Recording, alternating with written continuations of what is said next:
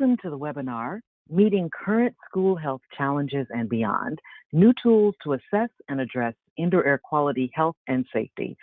My name is Tracy Washington Inger, and I am with the U.S. Environmental Protection Agency's Indoor Environments Division, and I'm honored to serve as your facilitator. During this webinar, we will explore the effectiveness of various multi-layered control mechanisms that schools can put in place to reduce aerosol exposures to viruses and learn about free online tools designed to help decision makers identify the best choices for protecting occupant health and indoor air quality. Much of what our speakers will be focusing on was developed in response to the current global health issues we're experiencing. However, the risk reduction strategies you will hear are foundational IAQ management practices that have applications far beyond the present moment. How we maintain the physical environment in schools has a direct impact on student and staff performance and health. Poor indoor air quality can lead to a variety of health concerns, including the spread of viruses and other infectious diseases. Good ventilation practices are at the very top of the list of IAQ management. Indoor air quality practices help reduce indoor air pollutants, including chemicals and gases, as well as viruses by controlling the source of pollutants, providing adequate ventilation and filtration of the indoor air, and maintaining acceptable temperature and relative humidity. Ventilation systems in buildings are analogous to the respiratory system in humans. Ventilation helps dilute or remove indoor air quality pollutants by bringing in outside air and exhausting room air. Our speakers today will describe how different HVAC systems in school settings can help to reduce the viral load and the effectiveness of combining other control measures, including filtration, which helps remove pollutants from the air, and source control measures like face coverings. The airborne transmission of diseases like flu, measles, and tuberculosis in the indoor environment has always been a major concern. However, since the CDC recently recognized that COVID-19 can spread by airborne transmission and infect others more than 6 feet away, especially in enclosed spaces that have inadequate ventilation, since that time there has been more intense focus on the role that HVAC systems play in schools, like the ones you see here, the role that they play in increasing ventilation, reducing the viral load, and controlling the spread of disease. The HVAC system in a school is just one of many factors that contribute to good indoor air quality and a healthy learning environment. The best way to ensure a healthy, clean, safe indoor environment is by implementing a comprehensive indoor air quality management plan using the EPA Indoor Air Quality Tools for Schools kit.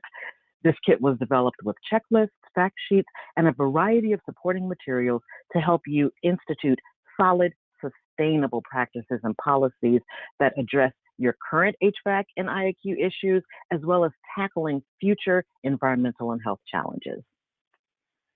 Ensuring adequate ventilation to reduce the spread of viruses through proper HVAC maintenance and controls demands a comprehensive approach that combines addressing facilities management practices as well as occupant behaviors. The framework for effective school IAQ management helps school districts implement the kit using 6 key drivers and successful strategies for continuous improvement. This framework is especially useful now for managing diverse considerations from numerous sources to make sound health and science-based decisions that will require planning, organizing, and communicating across multiple sectors and disciplines and departments in your school districts. In addition to the framework, the Action Kit offers 7 technical solutions. These are the major IAQ issues that the Action Kit and framework can be used to address in order to achieve reliable, clean, efficient, and healthy indoor environments in schools. While the strategies under the Quality HVAC technical solution form the backbone of most IAQ management plans in schools, all of the technical solutions work together interdependently to ensure the best health outcomes. And when it comes to managing IAQ to reduce the transmission of aerosol exposures, effective cleaning and maintenance and aggressive source control are essential.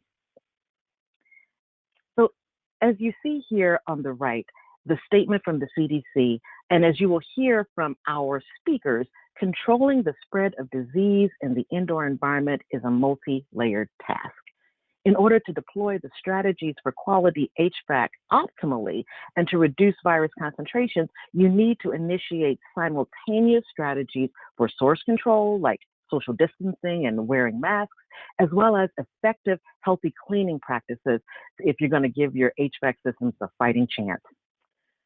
Because the thing is, one of the things that's been revealed to us during this pandemic is the inadequacies that are kind of baked into the current way of operating our school systems that limit our ability to deftly pivot and respond to tough, complex health, environmental, and equity issues with coordinated, multi-pronged approaches. Our first speaker will provide valuable insight on how to take a multi-layered, cross-disciplinary approach to creating safe, healthy, student-centered learning environments in the midst of a crisis. Dr. Erica Eitland is a research analyst with Perkins and Will, focused on K-12 schools, affordable housing, and urban resilience. She received her doctorate from the Harvard T.H. Chang School of Public Health in Environmental Health, where she was the lead author of Schools for Health, Foundations for Student Success, a report that examined more than 250 scientific articles on the association between building quality and student health and performance. She also holds a Master's of Public Health in Climate and Health from Columbia University. Please join me in welcoming a long-term friend and champion of the program, Dr. Erica Eitland. Thank you so much, Tracy. It's wonderful to be here today as a real friend in the trenches with you and the other colleagues at EPA. And today I'm going to talk about everyday K-12 strategies for 2020. And every day is in quotes because this has been a unique, challenging, abnormal year for many of us. But we have the strategies to do great work. So I'm going to tell this story in 3 parts.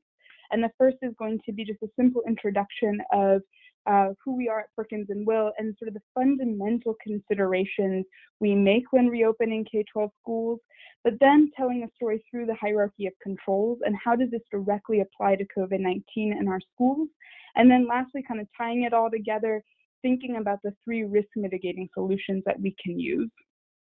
So to get us started, before COVID, there was a public health crisis in our schools. Our K-12 facilities were overcrowded. They were doing much more than educating our students, and they were in critical disrepair. And government reports coming out in the last several years have been calling attention to these issues repeatedly. And yet, when we look in response to COVID-19, we see that these challenges are disproportionately impacting vulnerable families, students, and communities, whether it's parents who have no additional childcare, or students being left out because of the digital divide with limited internet connectivity, or being English language learners. And Tracy put it best, we have certain inadequacies in our school buildings to pivot quickly, whether it's deferred maintenance or mold and moisture present that are causing sort of respiratory conditions already in our schools and are exacerbated by poor school siting. And so even recent studies showing that outdoor air pollution is associated with increased mortality. So my goal here is that how can we get our students back to school, especially for those who are not thriving in virtual environments? And I recognize, something very clear from the CDC, which is not all strategies will be feasible for all schools. And so at Perkins and Will, we're really trying to find the appropriate solutions. And so we work across many different indoor and outdoor environments, whether it's healthcare, higher education, urban planning, and we're gaining insights into the best practices from our colleagues around the world. And this is extremely helpful when you're in a global pandemic. But for us, what's most important is that 8 research labs are guiding the research that we're doing in our indoor spaces, especially ones that are going to be there for 50 to 60 years, like our K-12 schools. And so we want to make sure we're reflecting the most up-to-date information, technology, and even healthy materials that are going into these spaces. And our legacy at Perkins and Will is actually one driven by K-12. And so back in 1940, we designed Crow Island School, and the designers interviewed teachers and students because they knew that's where the solutions lived, and were able to come up with some of the first L-shaped classrooms for collaboration, as well as long before E.O. Wilson shared about biophilic design. Each classroom here has not only views to green space, but also access to outdoor classrooms. So going back to this tried and true approach, we also reached out to our school stakeholders during this pandemic. In April of this year, we reached out to schools in the US and Canada and tried to understand what their most pressing concerns were. What we found was that 40% did not have a school nurse on site every day, which is what we thought was going to be a critical first line of defense. And yet this was consistent with what national reports were saying more universally across the country. We also found that 82% were concerned about social distancing when reopening schools. And what was surprising, but also not surprising, is that 75% were also concerned about providing social and emotional and mental health support to their students during this time. And so all of this information was synthesized into what we developed as a holistic framework, which was one that promoted health and safety without compromising student learning potential. And with that, it was the foundation is risk mitigation. We knew that this year was unique, and so there are many risks in our schools, but we were determined to understand how we could address transmission and survival to SARS-CoV-2 in our facilities, and yet recognizing the unique role that educational spaces had and wanting to make sure that we were tailoring our solutions to ensure we were optimizing learning and teaching during this time. But there are many indirect challenges, like we found out in our survey, and so also health promotion being sort of the third critical pillar here. And so what's great about having people like Tracy on your team is that when you decide to put all of this evidence together, we had people to help us kind of validate and vet what were the best strategies we could use. And so using emerging public health evidence paired with years of expertise in building and renovating school buildings, we decided to make the Back to School Roadmap, which was an actionable equity and health-based toolkit for schools that could be easily accessed online.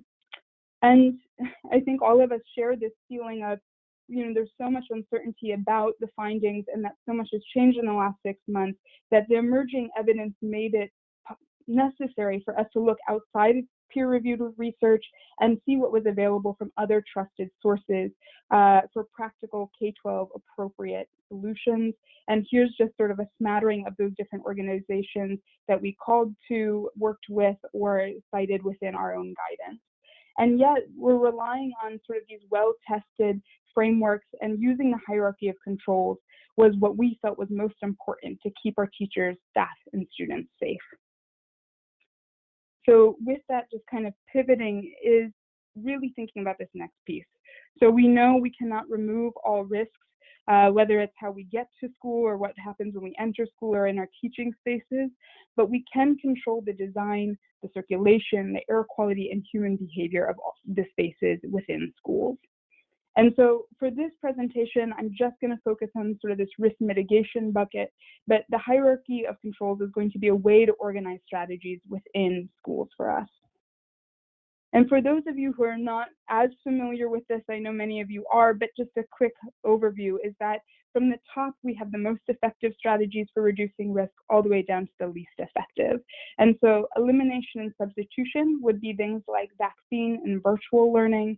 But as we worked through this hierarchy, we started to find out really concrete things we could do along engineering controls and thinking about air quality, administrative controls in terms of de-densifying our schools, how do we have better cleaning and disinfecting protocol, and then lastly, personal protective equipment that is easy to deploy, cheap, but really relies on the users for its success.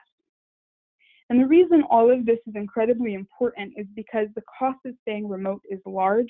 I feel like I could give a presentation on each one of these squares, but what we're seeing is that mental health, sexual abuse, and neglect are increasing during this time, that we have educational disparities widening with the digital divide, and virtual dropouts increasing where people have not even logged on since this spring.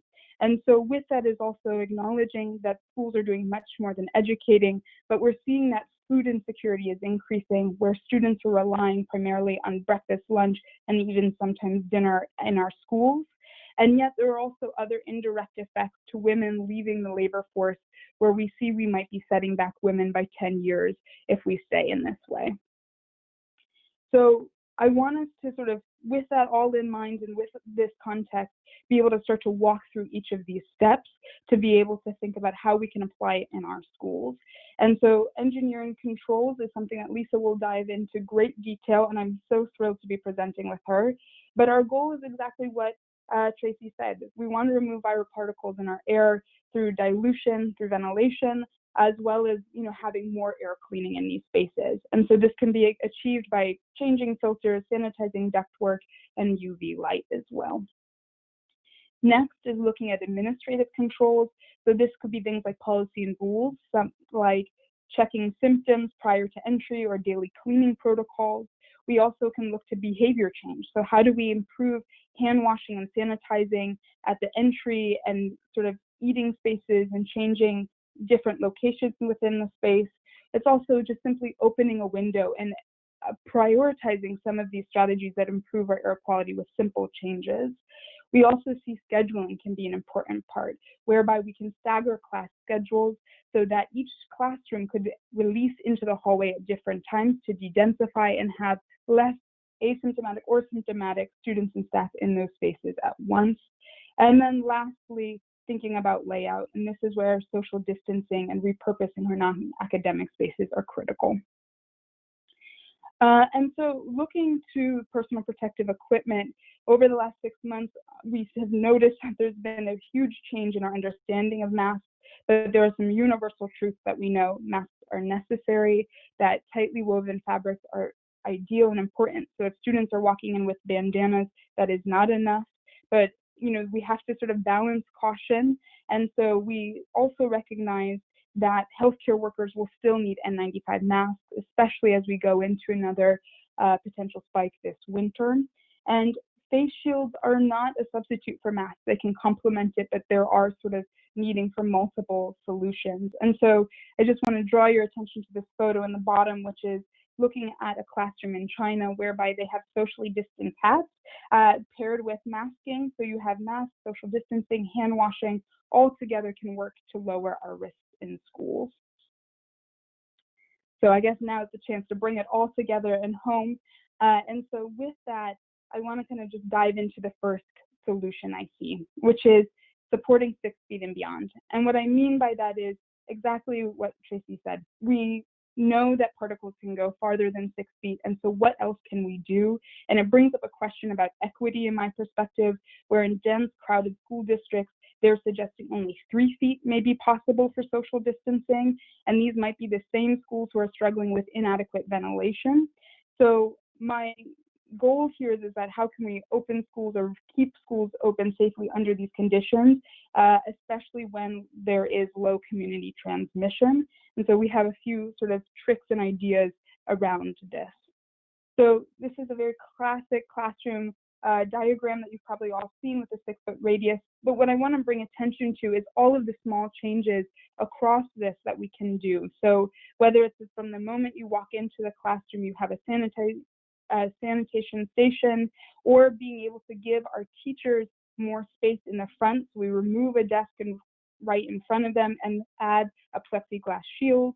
We can also be thinking about how do we optimize circulation and get more space between students, so putting desks against the wall or removing unused chairs and removing them from the classrooms. We can also use things like tapes and sticker to support that behavior. And I see all of these as important rules for teachers and facility managers to follow if they want to be safe.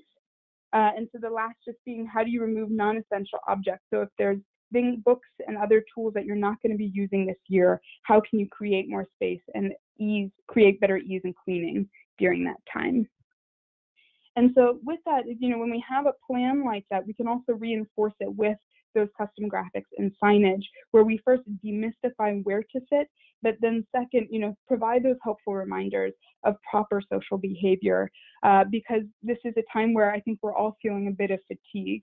And so a quick example would be looking in just your hallway. So first, what does a 6-foot circle look like between you and another person, but also how do we support social distancing and bi-directional movement in a hallway, and not just thinking about single direction, to ensure that for younger students, fire safety is being kept.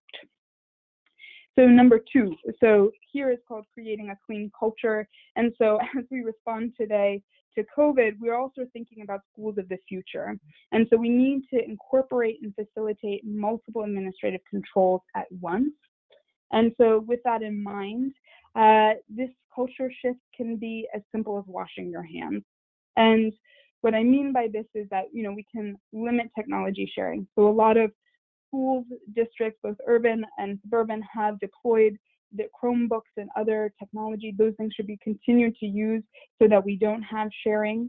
We also see that touchless automated features such as voice or sensor activated bathroom fixtures could be used.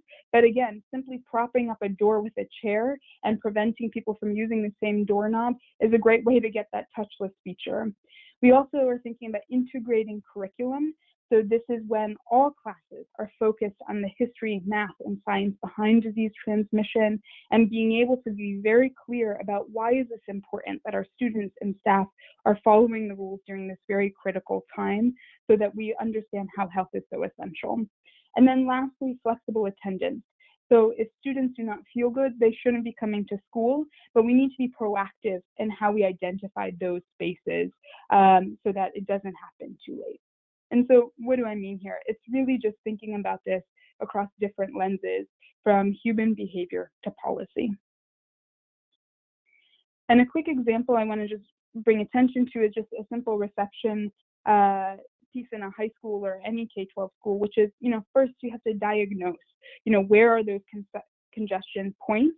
And so whether it's the entry or exit, the reception desk, nearest restroom. And then second, being able to sort of implement building design features. So is it, a plexiglass shield in front of the receptionist, or is it signage indicating where people should or should not sit? And then being able to share why that is important with people and doing that education piece. And lastly, just 4, which is policy. So being able to remove people who are not screened, non-essential K-12 personnel from entering this space. So if a parent has come to pick up a sick child, it's likely that they might be contaminated too. And so why add those additional risks to a space where we know we may have vulnerable adult populations in our reception? And then last, so thinking about a whole building approach. So we've talked about classrooms, we've talked about policies in education, but how do we think about our entire K-12 school as a way to sort of mitigate risk? And so this is just an excerpt from the K-12 roadmap, thinking about all of those spaces. But I really want us to think about the whole school as an educational space, and about the timing of classes and how fundamental that temporality can be. So with that in mind is thinking about, 1, we have to assess the capacity of our campus. Many of you have already done this. However, we now can look at the sort of current class schedule and understand the demand. So this is the number of students scheduled to be in class during each period. And we can look at the capacity and the demand to establish a shortfall. So the number of students who don't fit in the classroom after accounting for physical distancing. And then lastly, developing strategies to make up for that shortfall. So this is an option to reduce demand in very specific times and places.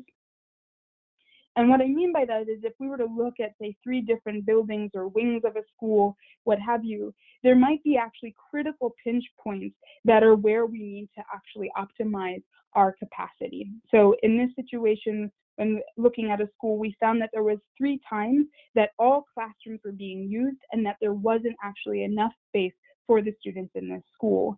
And what we decided is how do we find solutions during just these critical times? And I know that for many, it's not an ideal scenario to break up your classrooms, but when we looked at music, science, and the cafeteria, we found opportunities to have that overflow so that students were able to stay in school, maybe have more of a hybrid model. But the cafeteria provided the greatest potential, especially if it wasn't being used during food service and could be properly cleaned before that cafeteria was needed. So with all this in mind, kind of what are the key takeaways here? And it's 1, schools do way more than educate our students. And so when we're thinking about reopening our schools, yes, we have to mitigate risk, but we also have to be thinking about education and learning and sort of the other mental health pieces that are at play here. Second, I believe that if we use a multifaceted approach, schools can open and stay open, especially if we have low transmission in the community. But I feel it is going to take work of working across that hierarchy of control so that administrative controls and PPE can make a huge difference. But if I really were to be honest, I think looking back at that hierarchy of controls, we see that engineering controls like air quality, ventilation, filtration are the most effective strategies. And luckily, we have Lisa to dive deeper into that today. Thank you. Gosh, and thank you, Erica. I really appreciate the holistic approach that the K through 12 roadmap really promotes here, and especially the emphasis on some of the larger issues of children's overall well-being, and including mental health. That's another area that the CDC has identified as critical to address during this current health crisis. And one of the things that we've seen is that school stakeholders have increasingly recognized and are really developing more approaches that are aimed at attending to the needs of the whole child in the school setting. And so thank you so much for that tool. Erica also illustrated the importance of combining administrative and engineering controls in order to successfully implement really effective holistic interventions. And this is where the Tools for Schools framework and technical solutions really come in handy, because the indoor air quality Tools for Schools framework key drivers really provide practical strategies to activate administrative controls like organizing and the kind of communications and labeling and that Erica was talking about, and especially training to make sure that you can lock in some of that behavioral change. Those things are really fundamental. You can fundamentally change the way people work in that way. And the 7 technical solutions provide the methods for executing engineering controls that replace or remove indoor air quality hazards, through substitution and elimination, but how we can really look at really combining those things and operationalizing it using the tools from the Indoor Air Quality Tools for Schools kit. So our next speaker will take us on a really deep exploration of how ventilation engineering controls, especially when combined with other elements of the hierarchy of controls like personal protective equipment, filtration, and portable air cleaners, can have an impact on aerosol transmissions in schools. Dr. Lisa Ng is a mechanical engineer in the Indoor Air Quality and Ventilation Group at the National Institute for Standards and Technology, with over 9 years of experience in research in airflow and indoor air quality performance in buildings. Lisa is also an ASHRAE member and serves on several important committees there, including the TC 2.8 and the Ventilation Subcommittee of the SSPC 62.1. Please join me in welcoming Dr. Lisa Ng. Again, my name is Lisa Ng. I'm from the National Institute of Standards and Technology. And this past summer, when many of my colleagues and other agencies were putting out ventilation-related guidance for reopening buildings, we were also developing this tool called Fatima, and for this, the results I'm going to show you is a simulation study looking at the various controls that can possibly help reduce aerosol exposure. So I just want to thank the EPA for having me. Thank you, Tracy and Erica, for your introduction. So today we're going to be talking about the study objective. The tool itself, very, very briefly, it is free, publicly available. So if you would like to use it on your own, you are welcome to as well.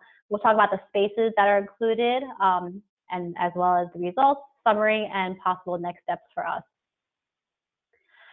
So the study objective is to look at the relative reduction in aerosol exposure in educational spaces. I say relative because the data for this particular virus in terms of the dose response curve, how long you need to be in close contact with someone in order to be sick, those that kind of data is, first of all, that's not my expertise. And second of all, it's not available. So we're looking at relative reductions. If we have, the number 1 as a baseline, and we can reduce the exposure, then, 50% is, 0.5 reduction, 70% reduction is 0.7, and so on and so forth. We're looking at HVAC related operational changes because that's the kind of guidance that's out there. And also the wearing of face coverings. I want to emphasize, just like Erica mentioned, that when I say face coverings, I wanted to distinguish from, N95 masks. But certainly face coverings, I'm not talking about face shields. I'm talking about things that cover your nose, your mouth, and that are well-fitting to the face. And again, we use this tool called Fatima. I do want to start off with some disclaimers. We looked at the relative reduction when both the contagious person is wearing a face covering as well as the receptor. This is hopefully some information that will help people who operate buildings to decide how to improve these systems or change these systems in order to reduce aerosol exposure. But as Erica mentioned and many others as well, these types of controls need to be part of a larger risk reduction strategy. While ventilation, filtration, wearing of face coverings is important, those can't be the only things. And so these results should be put into a larger framework. And we are not going to say what level of exposure is safe or healthy because, again, the data is not out there. So Fatima, as I mentioned, is an online tool. You can find the link here. It's short for the fate and transport of indoor microbiological aerosols. This is a single zone simulation for 24 hours where the aerosol concentration in a space is uniform all throughout. So if you've read some news stories or kept up with some news of simulations, you'll see pretty graphs with looks like particles kind of floating through the air. Those are what we call computational fluid dynamic studies, and they can look at differences in a space. So you can watch, a particle travel from a person sneezing to the other side of the room. In contrast, Fatima is a single zone model where the concentration is equal all throughout. So we can't do the studies that you may have seen on the news, but we can do kind of a bulk estimation of the concentration. So the inputs are fairly straightforward. If you know the size of your room, some information about the HVAC flow rate. If there's a portable air cleaner there, you input those into the web interface, and you get outputs that include graphical ones, like the ones that are shown on the screen. The one on the top is looking at air exposure accumulated over time. That's the green dotted line, and then the pie chart shows what fraction of that aerosol is being, leaving the zone through the HVAC system or is being filtered by the recirculation filter. So again, this is the web interface. It's, you can drop down for different units. Each heading should be self-explanatory, but if it's not, there's a link on there to the PDF that explains very much in detail what each of these boxes mean, and also for some suggested values, such as if you don't know the deposition rate, this has some literature to show some suggested values. So let's move on to the study itself. I want to talk about the two types of classrooms that I simulated. The first classroom, these are the occupancy types that you would find in ASHRAE Standard 62.1 2019. ASHRAE 62.1 is a ventilation standard. It outlines minimum outdoor required rates for certain spaces, and so I chose these two types of classrooms, one for ages 5 through 8, one through ages 9+. To find the total ventilation rate required in that space, you would use the two values encircled by the yellow dotted line, where it's 5 liters per person plus 0.6 liters per second times the floor area. And then some of these reference values are down here in case you wanted to replicate the study. But basically the classroom is a typical classroom, which we found in one of the California specifications. And then the classroom for the ages 9+ is a portable classroom, and that size was found from ASHRAE journal articles. So in summary, lots of numbers again if you want to recreate the study, but here are the two space types, their size, in floor area and in volume, the assumed full occupancy. Again, we're not simulating 18 occupants in the space. We're only simulating one contagious person, one receptor, because again, we're looking at the relative reduction in exposure. So, you know, whether it's 18 people, but only one person's contagious, is not going to matter. We don't know, I guess, the probability of who is infected. So we're just assuming one infected person, one receptor. And then the total ventilation rate and the supply airflow rate, that's there as a reference. So if you are a facility manager, you kind of know the air change rate in the spaces that your school has. And these might kind of help you to understand the results later. I also want to mention, while there are minimum required ventilation rates in ASHRAE, there has been studies that have shown, like this one, that measured ventilation rates in schools are often lower than what's required. And that could be due to many reasons, age, maintenance, installation. So we wanted to show later on what would happen if the space that you wanted to simulate was actually ventilating at half that required rate. So as Erica mentioned, not every solution is appropriate for every school. And one of those reasons, and in addition to the equity issues, is the type of HVAC systems that are in the schools. And so we looked at 4 different ventilation system types. The first one is a central site system, which you'll see as CTL throughout the presentation. And these systems are typically rooftop units. They supply outdoor air, but they also recirculate a portion of that air. The other 2 arrows also show the infiltration coming in and any air balance needed in the model to make the airflow balance in the entire system. So the next 2 systems are the DOAS system, which has the outside unit bringing in the required minimum amount of air. The value shown here in air changes is for the smaller classroom 5 to 8. The DOAS system also has a conditioning system that's usually within the classroom. So these are fan coil units, unit ventilators. You might be able to tell this in your classroom because it's usually like a box, a really big box, usually by the window. And that's by the window because it's delivering outdoor air either through the unit itself, which is the terminal unit system, the TU system you see on screen, or it is supplementing a 100% DOAS system.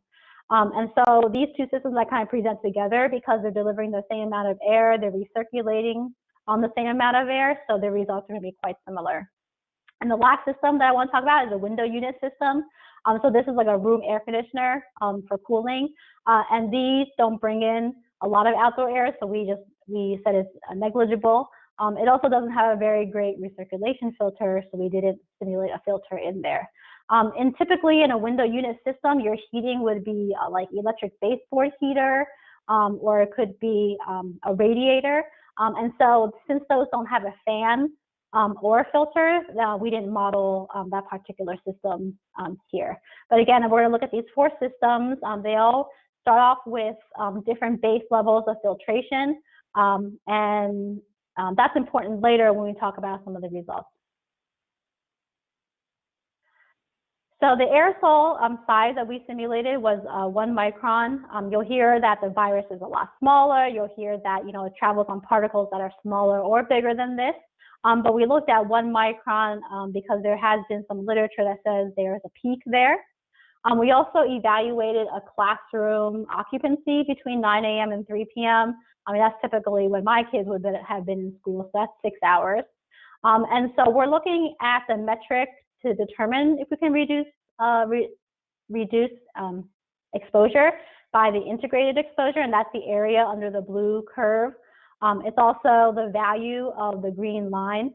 While these units might seem high or low or whatever, I wanted to emphasize that since we're looking at the relative reduction in exposure, the units that you see here, the values that you see here aren't as important because we're going to divide everything by the value if there was no controls. So again, a 50% reduction exposure is 0.5, 70% exposure will give you a value of 0.3. All right, so we looked at 5 different types of controls: face coverings, the amount of outdoor air that a system can bring in, the portable air cleaner, which I use the acronym PAC. These are also called air purifiers. Next is the filter, and I use the MERV rating, which you may also hear in a lot of the guidance, especially from ASHRAE MERV ratings. And then the last one is exhaust fans, and here we're talking about box fans that you may be able to install in a window or a door. So, as Erica mentioned, tight woven face coverings has been shown to be more effective than loosely woven materials. So we're assuming a cotton face mask that has a filter efficiency of 30%. And this is important because when you're looking at the results later, the reduction when you're looking at the efficacy of face masks really assumes or really is dependent on how efficient you assumed it to be. If this was, a surgical mask, it might have a higher efficiency. If this was a, made of, one layer of cotton or some other material, it might actually be lower than this. So we assume 30% efficiency. And this is a summary of the different ventilation systems in a more numerical form, in case you wanted to recreate the results or compare them to the ventilation system you have in your buildings. And it also kind of says, what we varied. So for the central system, because it has some recirculation, we were able to reduce that to 0 in the simulation. For the DOAS and the terminal unit system, we did not increase the outdoor air, since typically those types of systems either aren't designed to maintain that high level of OA, or they can't. And then the window unit system, we are not increasing the ventilation because the window unit system is not built that way. We assumed the same infiltration, which is the leakiness through the windows and doors. We assumed that it was the same for all of the ventilation systems. And then this chart also shows that the central system, because of ASHRAE 62.1 requirements, has a MERV 8 filter, and whereas the other 2 systems start off with a MERV 6 filter. And we were able to upgrade the filters in these cases. So next control that we simulated was a portable air cleaner. You might hear of these units being rated by their clean air delivery rate, or CADR, and that's regulated by another organization, AHAM. And just keep in mind that these units are typically sold in CADR, which is CFM, cubic feet per minute. And whereas I'm going to be talking about air changes. And so to convert from CFM to air changes, you need the area, the height of the space, and this equation shown here. I also want to highlight this tool by Joseph Allen and Shelley Miller. Harvard, UC Boulder, they put out an interactive spreadsheet where you can put in the size of your space, the ventilation amount you think is in that space, add in a portable air cleaner, and see what your equivalent air change would then be. And they have, qualitative assessment of that number, whether it's good or excellent or needs improvement. So for our simulations, we assumed that there was a HEPA filter in this portable air cleaner and that was operated at its highest speed. And the last one is the exhaust fan, which we call it exhaust fan, but we're thinking of it as a box fan that you could put in your window. These are commercially available.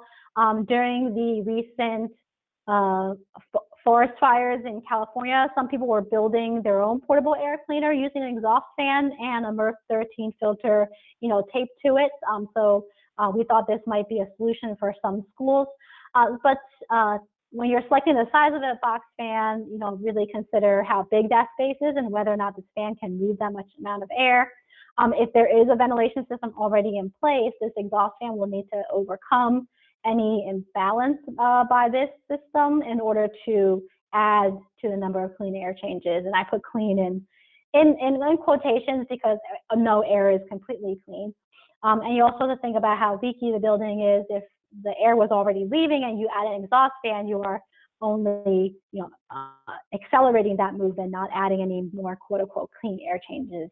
And whenever exhaust fans are used, especially large ones, they can lead to IAQ issues because there might be cross-contamination from other classrooms connected to your classroom. It can lead to mold and moisture issues, which of course we don't want to exacerbate the situation. We want to help improve it. So keep in mind, again, like I said in the beginning, any of the controls that you see, any of the simulation results you see, those controls should be implemented as part of a larger reduction strategy, and also, of course, be done with the expertise of an engineer or a facility manager, because we certainly don't want to exacerbate the situation. All right, so let's get into the results. But before we go there, I want to say just a word about windows. While there is advice to open windows, open doors, because you have no other way of increasing the ventilation rate into the space, I do want to say that air coming through windows is uncontrolled. You don't know if it's coming in, you don't know if it's coming out. You can't filter it through the window. So if you're in an area where the outdoor air quality isn't great, or there is sound or other concerns, opening windows might not be the best option. And also relying on them is problematic, especially as we get into this colder weather. So that's just a few caveats about windows. So let's move on to some of the results. As you'll see later on, we did put some error bars on our results just to show that, if controls aren't properly applied, they can actually either not be as effective, or they cannot be as effective as you think they would be. All right, so let's get into the results. At first, I want to show some of the results. Again, this is assuming one contagious person. They are not wearing a face covering, and it's a 6-hour day. So these are the no control results. And you'll see several things here that when you look across the different ventilation systems, you'll see that one, like I said earlier, the DOAS system and the terminal unit, they perform really similarly because they're supplying the same amount of outdoor air, they have the same amount of recirculation, and they have the same recirculation filter. You'll also see that the window unit has the highest NIE, and NIE is the normalized integrated exposure. So earlier when I said that earlier that we wanted to look at relative reduction, that's what the normalized integrated exposure means. Any of the results coming out of the simulation are divided by the results from in this case, the central system with no controls. And why the window unit has the highest normalized integrated exposure, almost 7 to 10 times larger than the central system, that's because it has 1, no mechanical ventilation, and 2, it has no filter in the system. And these error bars over here show what would happen if you increase or decrease infiltration. So, in the winter months when there's more infiltration, then this bar could go lower than the 7.7 or 9.5 on screen. But if it's summertime or it's spring and there's not really much air movement, then the normalized integrated exposure can be at the top of those bars, which is between 16 and 20 times greater than what's happening in the central system, which has mechanical ventilation and filtration. So I mentioned earlier that while I am using the required ventilation rate in 62.1 in 2019, if there are spaces which are ventilating at less than that, then you can have increases between 60% and over 100%, and that's because lower ventilation means you're not changing that air as frequently, and the central system, the CTL system, only, quote unquote, only has a 60% increase because it does have that higher MERV filter compared to the DOAS and the terminal unit systems. All right, so let's go within space type. While when you look across systems, it may seem like some bad news, but really the results that are about to be shown is that there's something that can be done for every HVAC system. So if your system is a central system like this one, the first thing we'll notice here is that I simulated each control individually. Then I combined each control with a face covering, and the last bar on the far right is if you throw everything at the HVAC system. So the first thing is that if the face mask that the contagious person wearing and the receptor, if everyone's wearing a face mask, then we can reduce our aerosol exposure by 50%. And again, those top arrow bars show what would happen if the face mask wasn't, fit properly. It can either do nothing or it can reduce it to 50%. The next controls that are together, the MERV 13, the 100% outdoor air, the portable air cleaner at a 300 CFM size, they all reduce exposure by 40%. And then if you combine those controls with the face mask, then we can get between 70 and 80% reduction in aerosol exposure. The next system that I'm going to talk about is the DOAS system. Again, the face coverings reduces exposure by 50%, and it performs the same as a MERV 13 filter in that conditioning system, the one that's in the space. In this particular case, the portable air cleaner reduced the exposure by 40%, and then combining everything together, again, is a 70 to 80% reduction. So the next system I want to talk about is the terminal unit system. So this is where the outdoor air is coming directly into the unit. So the unit's on the exterior wall, typically under windows. So the results for the individual controls is very much similar to the DOAS system. And then when you combine those with the face mask, you have 70 to 80% reduction. So the only control on this graph that doesn't seem to be working as well as the others is the exhaust fan. So at one air change, which is for the classroom, 112 CFM. For the portable classroom, that size is about 136 CFM. So this is a pretty small box fan. So the small box fan in this space doesn't do anything to reduce exposure because it's not large enough. And then with the face mask, it's just as effective as the face mask alone. So the next schematic will kind of show you why that is. So if this is the terminal unit system, it's supplying outdoor air at 2.6 air changes. Infiltration is coming in at 0.3 air changes. Then any fan that's installed will need to be, will have to have a capacity that's bigger than this sum of these two, which is 2.9 air changes. And this goes back to, when selecting the box fan size, you need to think about how big your space is and your system in there so you can be sure that it's effectively moving air instead of just moving the air that would have left anyway because of the imbalances caused by an HVAC system. And the last system I want to talk about is the window unit system. So again, this doesn't have any recirculation filter, doesn't have any mechanical ventilation. Again, face coverings will reduce the exposure by 50%. But what's really interesting in this space that the portable air cleaner reduces the exposure down to 0.2, an 80% reduction, which is much greater than in any of the other classrooms served by different ventilation systems. And that's because the window unit system with no mechanical ventilation, no filter, started off with a normalized integrated exposure that was almost 9 times bigger than the central system. So while these numbers, these reductions look really good for the system, but just remember that it started off with a higher concentration. Nevertheless, if you add a face covering and a portable air cleaner, you can reduce the exposure in this space down to 90%. And again, the exhaust fan system, it is not as effective as the other controls, but it's definitely more effective in this space than it was in the other spaces with mechanical ventilation.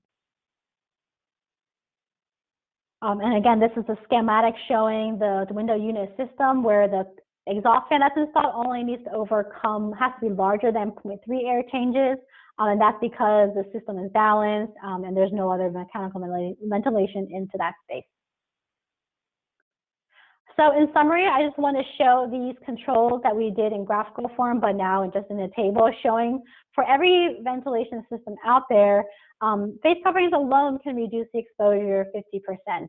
So I echo everything that Erica said, face coverings for everyone, not face shields, but face coverings that fit well to the face. This graph or this table also shows that the portable air cleaner can be effective in all the ventilation system spaces with the most effective reduction in the window unit space because it started off at such a high concentration without any controls. MERV 13 for the central system is as effective as the portable air cleaner. The MERV 13 is a little more effective in the terminal unit system. And again, when you are able to combine all the controls, you get an even greater reduction. Again, these values over here, these are assuming that all the controls are working perfectly. And these values are not a direct metric of infection risk. So a 0.5 reduction is not saying that you have reduced your risk of infection by 50%. It says the exposure has been reduced by 50%. So in summary, I just want to highlight that the effects of controls the effect of the controls implemented will depend a lot on the HVAC system type, as well as how well they are implemented. Again, these results are not to indicate a healthy, a safe level of exposure. It's just talking about reduction exposure from no controls at all. And again, these need to be part of a larger risk reduction strategy. More results are available online, and a report is in the works. So some references here, if you want to click on any of the guidance that's out there. These are the tools that are available, and so including our own. There's other tools that can help you identify spaces and what controls are effective in those spaces. So again, I want to thank the EPA for hosting this webinar today. Thank you, Lisa, and we want to thank you for that fabulous presentation of your study and the results and how to utilize the NIST tool that you've developed as a part of it. You know, Lisa's presentation provided a terrific examination of ventilation and engineering controls in schools and the relationship to aerosol exposures and reducing viral load. And so now what you can do is use the resources and materials in the IAQ Tools for Schools Coordinator's Guide and the IAQ Backgrounder to explore the basics of ventilation systems and prepare yourself and your staff to take action to reduce aerosol exposures. And so, you know, one of the things that Lisa was talking about was the importance of, you know, of the different systems, and you can get a real good primer on what some of those different systems are to prepare yourself to do things like championing within your school district to make sure that the systems are meeting at least the minimum ventilation standards that are recommended by ASHRAE. That's like thing one. And as she mentioned, so many school systems are not meeting that basic standard. And so you can start there. I think one of the best things that came out of that presentation is a recognition that, as she said, something can be done for every system. And so when your school, I know that lots of school districts right now are trying to figure out what the best and most effective actions are to take. When you see that you can achieve 50% reduction in exposure by wearing a mask, then, you know, helping your systems as much as you can by doing the other actions, by layering on these other controls, controls to help. The filter, you know, we know that better filters are often more expensive. And so if you have to advocate for higher MERV ratings, you see here we have the importance of why that is. Being able to help choose the right kind of portable air cleaners, as well as really highlighting, I think one of the key things is really highlighting the importance of having the facility managers and, you know, the folks who are working within that building at the table when decisions are being made, when larger decisions are being made about how you're going to move forward. Of course, for long-term planning, a sustained success, you need a preventive maintenance plan in place. It's really essential. We have tools to help you with developing that, and checklists within the preventive maintenance guidance that talk about the HVAC systems and the choices that you have to make there. It talks about the kinds of filters you should use, source control, as well as cleaning and maintenance. So you have inventory lists, a model plan, everything that you need to be able to checklist what you want to put in place. The next tool, of course, please download our schools indoor air quality assessment mobile app. All of the tools for schools, checklists, and materials are there in your hand virtually to be able to use to really develop, organize, and execute a proactive indoor air quality management plan that includes preventive maintenance. We also offer an ongoing professional training webinar series. All of these are available online and on demand to view at your convenience. And after completing it, you will after completing your evaluation for the training, you can instantly gain access to your certificate of completion. So we just really hope that you will avail yourself of the copious amounts of resources and support that we have for you for developing your IAQ management plan. And of course, because we are living in a specifically challenging time, EPA has also produced guidance and resources to help respond specifically to COVID-19, including a frequently asked questions webpage, which is updated constantly, and a page that is dedicated specifically to indoor air and coronavirus. EPA has released List N of registered antimicrobial products to use for COVID-19, along with information about how to check those products against the registration numbers. And we know that pesticide products may not carry the Safer Choice label from EPA, but we do also offer the Design for the Environment, or DFE label, that is used on antimicrobial products. And there are products out there on the market that are both DFE certified as well as on EPA's List N.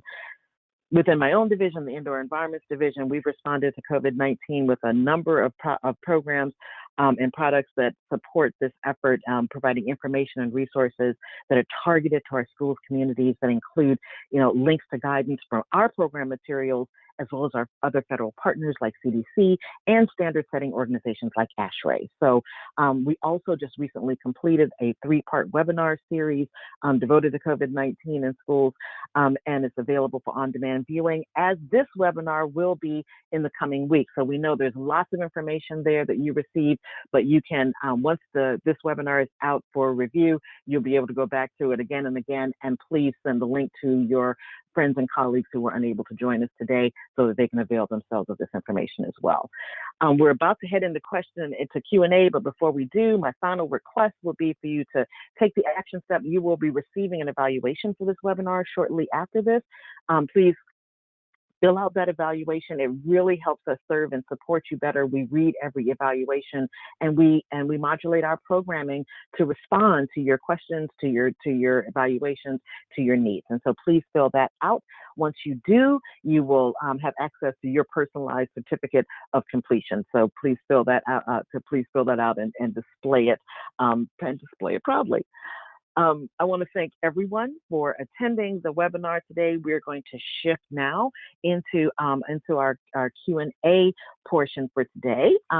And so as we've been going through our presentations, you have been busily sending questions in through the chat and question pane. And so let's jump right in here. So Lisa and Erica, one of the first questions that comes up here is about, you were talking, Erica, about moving into different spaces, especially when if we're scheduling to make sure that you have the spacing that you need and whatnot.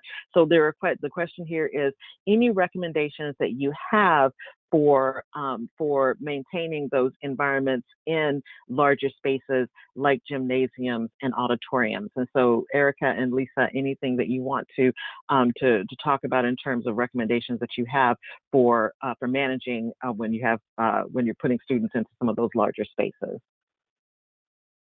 Thanks, Tracy. Yeah, no, it's a good question, and I think the maintenance piece is, with any of these recommendations that we're providing, I think it's essential that the facility manager is a part of this conversation of what is really the ability to clean, disinfect those spaces moving forward.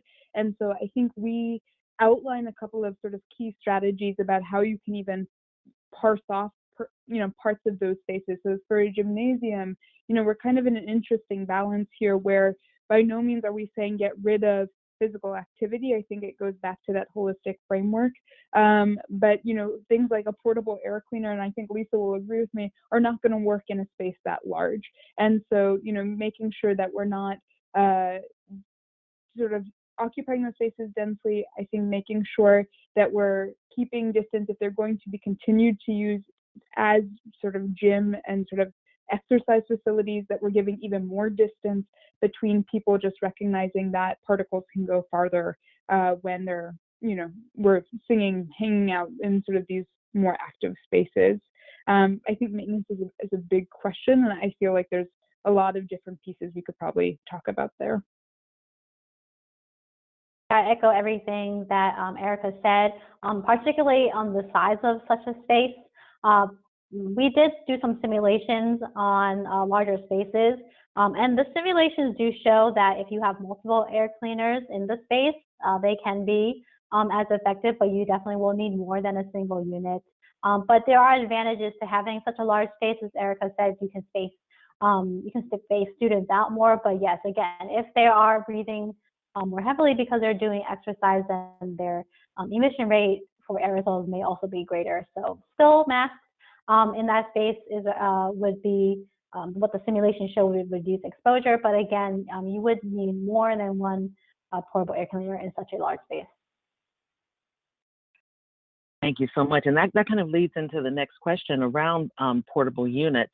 So, so sort of a two-part question. One has to do with, what do you know about the efficacy of portable units, sort of floor units, as opposed to in-ceiling or hanging units? And when it comes to portable units that are on the floor, the question is, do they need to be placed in the center of the classroom? And is that a distraction? Sort of, what do you know about the best placement for your portable units?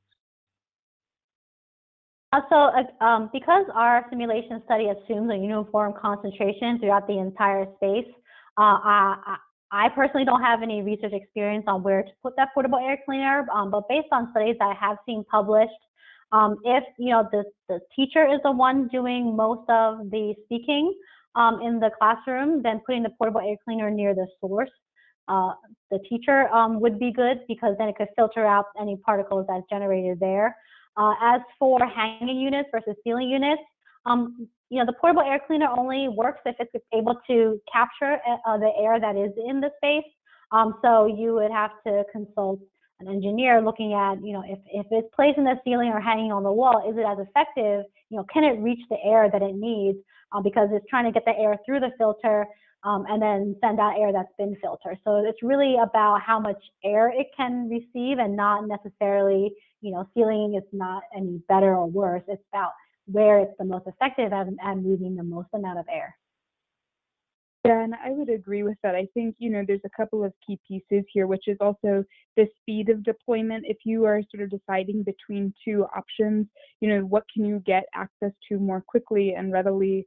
What are the breathing zones of sort of key people? But I think also what's maybe usually kind of left out, because we're so focused on sort of the air quality piece, is also just the acoustics. So, for students who are all the way in the back, where you have, greater distance to the teacher is muffled by a face mask, making sure that that's not also another source of background noise, I think is also another essential consideration as we're thinking about, students trying to learn in that space. Excellent. Thank you so much. So, Lisa, here's a great question for you, knowing the committee that you sit on with ASHRAE. So can you help people understand a little bit better what the air exchange per hour rate means? So the question says, please define air exchange per hour. Is it a measure of outside air only, or is it a volume of supply air, return air, and outside air across a filter? So can you just help people understand what that ASHRAE standard is talking about, what that means? Yeah, sure. Yeah, no, sorry, I didn't be very clear. I sometimes, and I think I'll read about it a lot, these terms can all be interchangeably, so it's really important to define. So when I talk about outdoor ventilation rates or ventilation rates, I'm talking about outdoor ventilation rates. So how much outdoor air either is being brought in through a mechanical ventilation system, as well as the air change rate that a portable air cleaner may be able to add to the space. So if a portable air cleaner is rated to be, 400, 500 CFM, it could deliver several clean air changes, quote unquote, clean air changes to the space. That would be as if you were bringing in more outdoor air. So it is an equivalent addition to what's already in the space. But again, yes, it's always about outdoor air or quote unquote clean air. When you're talking about larger supply rates, that's usually a mixture of outdoor air and recirculated air. So hopefully that answers the question. But ASHRAE 62.1 2019 talks about outdoor air ventilation requirements. I'm not as smart as Lisa is.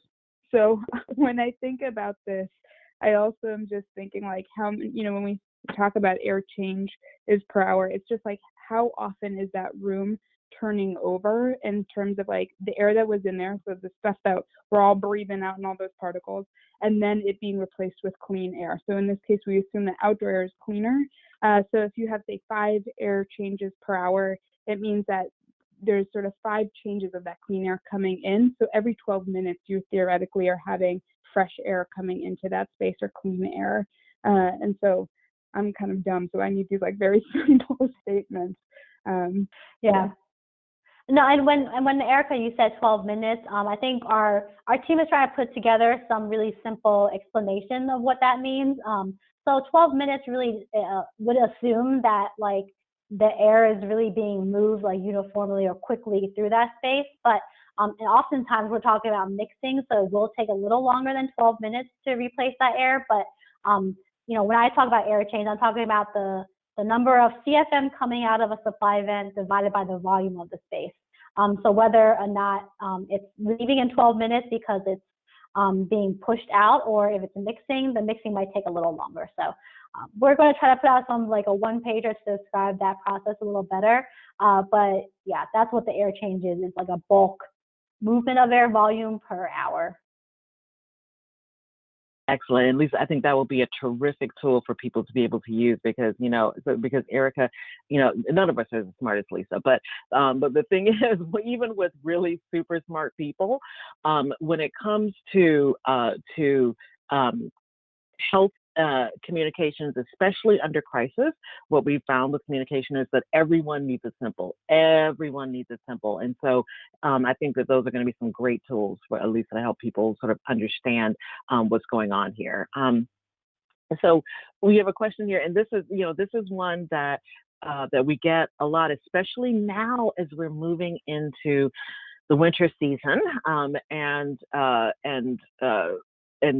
there's going to be less opportunity for open windows and things like that. This person says that we're in Minnesota and opening windows is now already not an option.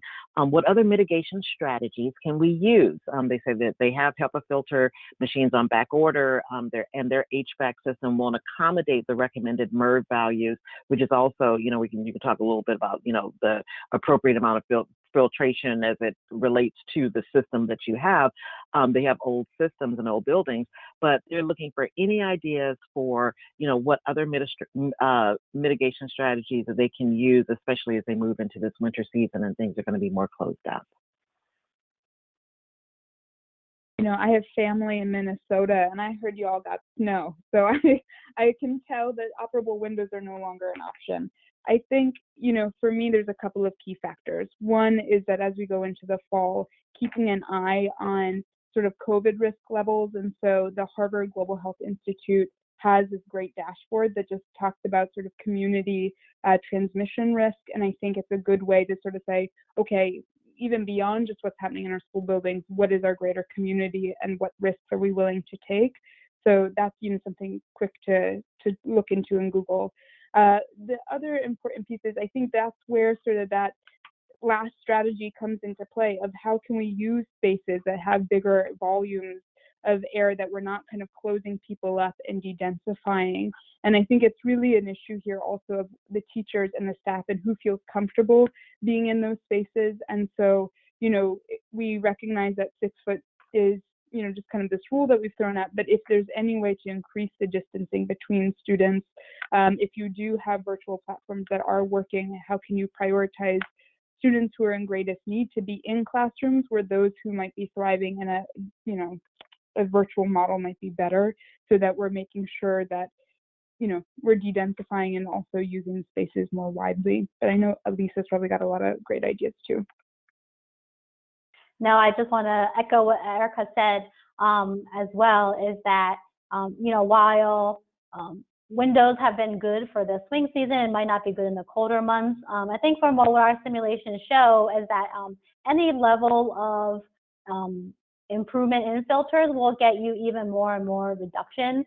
So while, ASHRAE guidance will say MERV 13 has, filters at the size of particles that we're talking about, If it's a MERV, from a MERV 8 to a MERV 11, it can still get you some reduction. And it's really good to hear that you have HEPA filters on order. So when you combine those two together, you have an even greater reduction. So I think it's great that you have, you are kind of already doing what you could do in this situation.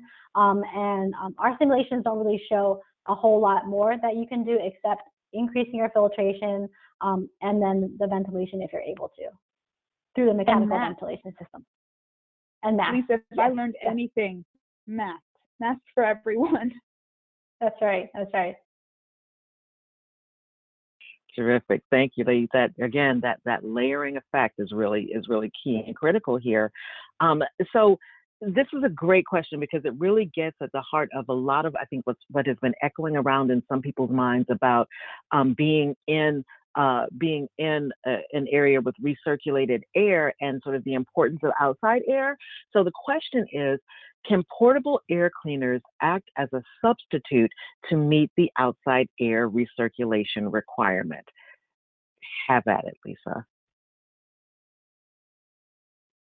Oh, I don't think I'm going to take an official stance on this because ASHRAE 62.1 does not allow this. So if you're trying to meet the standard doesn't have an option in order to use a portable cleaner as your source of outdoor air. But if you want to look back on the slides to the window unit study, it does show that it's an equivalent. If you can provide the equivalent air change, then it's just an equivalence. It's not a substitute, it's an equivalence. I wouldn't say turn off your HVAC system and have a portable air cleaner. I would say have a portable air cleaner in addition to your a portable air cleaner in addition to any of HVAC outdoor ventilation that's bringing in. But again, it's not meeting the requirements because it's not an option in the requirements, but it is an equivalent if there is no other option. I think the results are trying to show that, like you said, Tracy, at the very end, is that there is a solution for every school, and every school does have options, I hope. And so while it doesn't replace outdoor ventilation, in this instance, when we're just trying to get back into the buildings, and we can talk about future improvements for later, it is an equivalent because it does have a filter in it. And sort of a related question here is, do you suggest keeping windows and doors open or closed when using a portable air cleaner? Again, so this is not a endorsement for either one. So when you have an enclosed space, I think there are benefits and there are also disadvantages to it. For the portable air cleaner, the smaller the space, the more effective it is. But certainly, if your building, has been designed in which natural ventilation is used, and you want to keep, the doors open and closed, however way they were designed. So I would definitely talk with the facility manager and kind of understand how the building was maybe designed to work. And then, but it's hard for me to say whether or not it's more effective or less effective with the doors or windows closed. I think that if the portable air cleaner is near the source, or the person who is talking more perhaps in the classroom, then it can be more effective than not near that source. And whether, air is traveling, that's a really detailed question that I don't know if I can answer based on the simulation that I did. Yeah, and I think it also speaks to, there's another question here about, sort of the technical expertise that's needed to evaluate and modify their air management system when a facilities manager position is not specific to their school.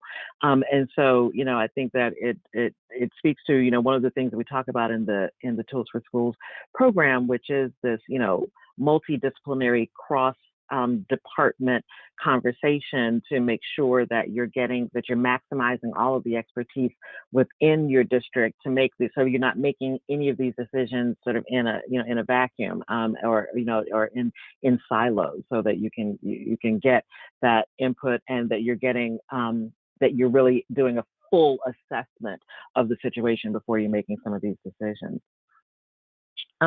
So another question here is, so a lot of people were really fascinated by the whole box fan, exhaust fan control as an option.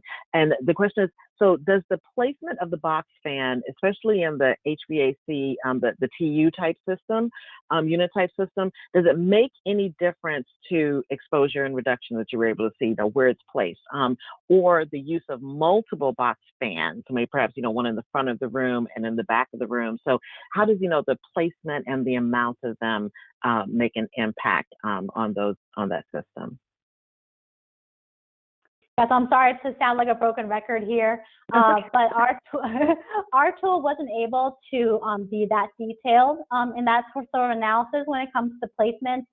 If you want to do that kind of analysis, you will have to go to computational fluid dynamics, because we were talking about bulk airflow, instantaneous kind of air movement, aerosol concentration, the same all throughout the space. But based on our study, size does matter. So how big these fans are and how much air they're moving. And as Erica mentioned about the portable air cleaners, exhaust fans are also going to create noise. So unfortunately, I can't answer that question. Is 2 better than 1? If they're moving more air, in my mind, they are. But again, there might be indoor air quality issues because you are sucking in air instead of bringing it outdoor in. So, if you're like next to like an art classroom, you could be sucking those fumes in. You could be cross-contaminating if there is, viruses in the air.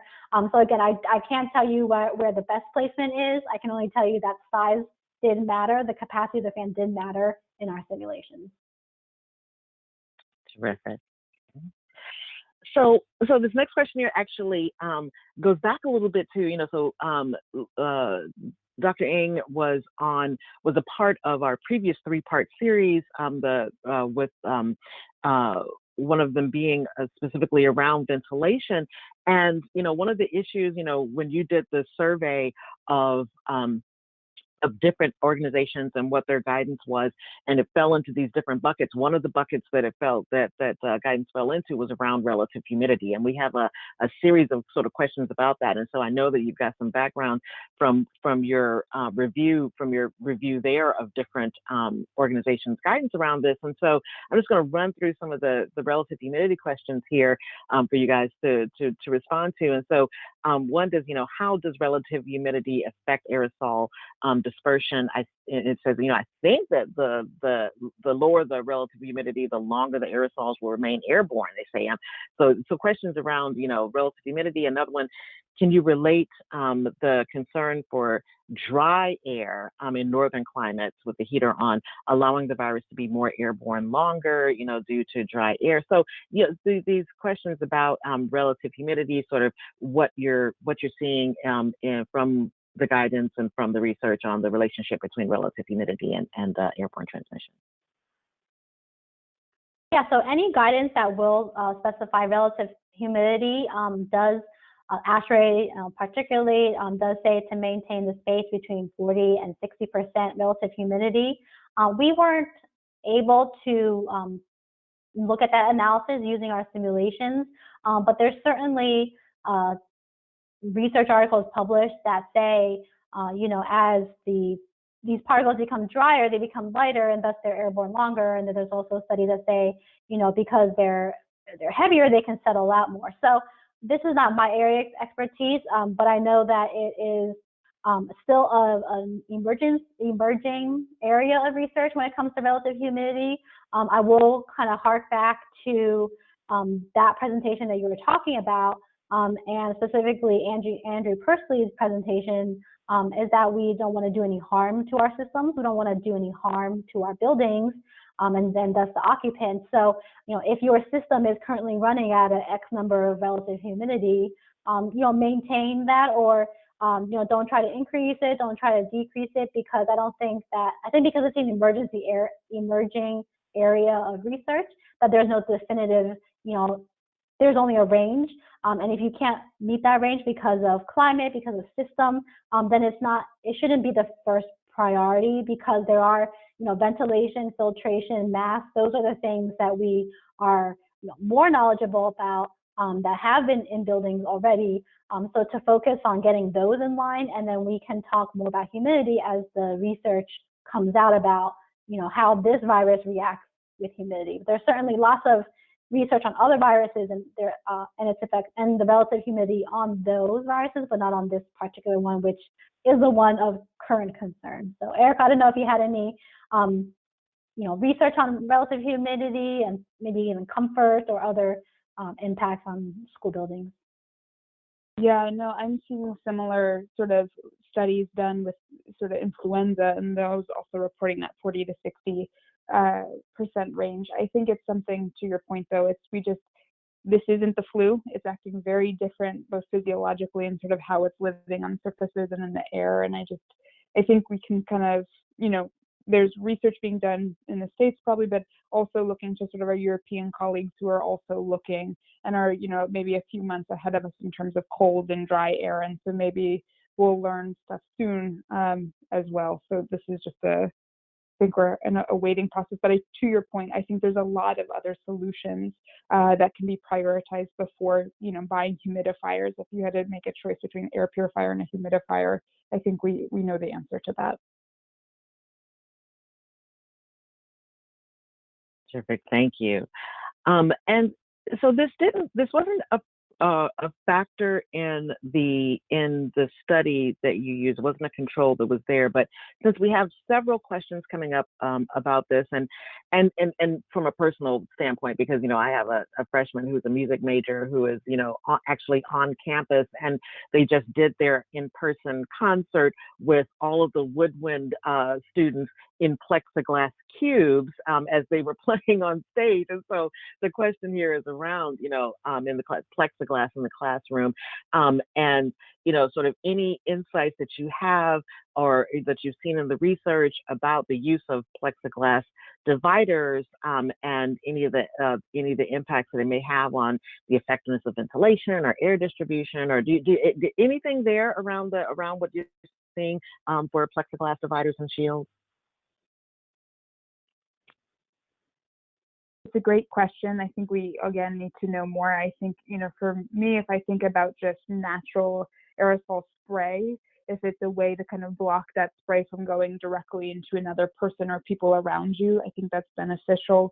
How that is sort of pluming and moving through space, I don't know. And I think that, creating some distance, again, when you don't have maybe 6 feet or more around you, that can be, a potential solution. But Lisa, I'm curious your thoughts. Yeah, I would direct people to a recent study by Shelby Miller from UC Boulder and Jelena Schreiber from University of Maryland. They did a whole study on instruments and playing, I believe, in different kinds of spaces. And so they talk about kind of how to reduce exposure when playing certain types of instruments. So I would definitely direct them to that study. As for plexiglass, I think most people since we weren't able to study this in our simulation because we don't do the computational fluid dynamics study. But I think the consensus among other researchers is that these plexiglass they might change the ventilation in a way that we don't quite understand. So I think that if it's in addition to other controls, it may help, but if it's the only control, then it may not be as effective as we think they are. So I think, like Erica said, more studies are needed. But again, if you Google Shelly Miller, Jelena Schreiber, and instruments, you may be able to find their study, and they kind of run the gamut of all the different instruments. Great. So we're closing in on 2:30 here. We have a ton of questions that came in, just a huge amount of engagement. So I just want to let folks know that we will be going through all of these questions, and do be looking for follow-up technical assistance emails from us that will be addressing some of the questions that we see here that we haven't been able to get to. But also, there are a number of questions here that are asking about, things like, please define the different HVAC types that Lisa identified in her study.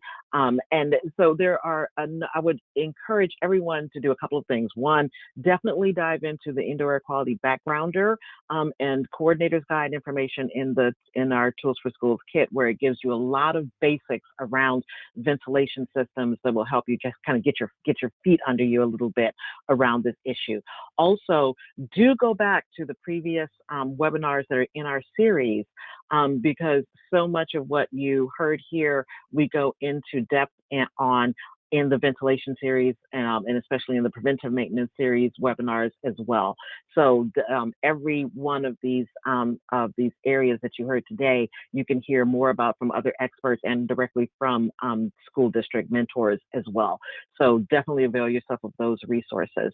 And I want to take a moment to just thank our speakers today for their time, for their effort, for everything that they prepared, and for the work that they have done, and the way that they continue to be in mentorship and support of our school district stakeholders all across the country. And to thank all of you who joined us today on the call, more than 600 of you who joined us today on this webinar.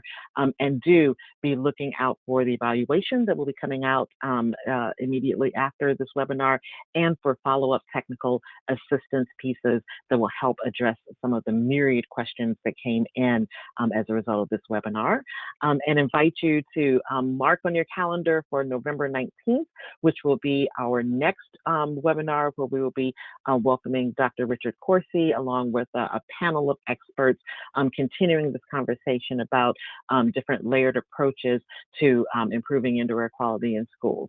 So again, thank you so much for your time today, and we look forward to seeing and talking to everyone on November 19th. Thank you, everyone.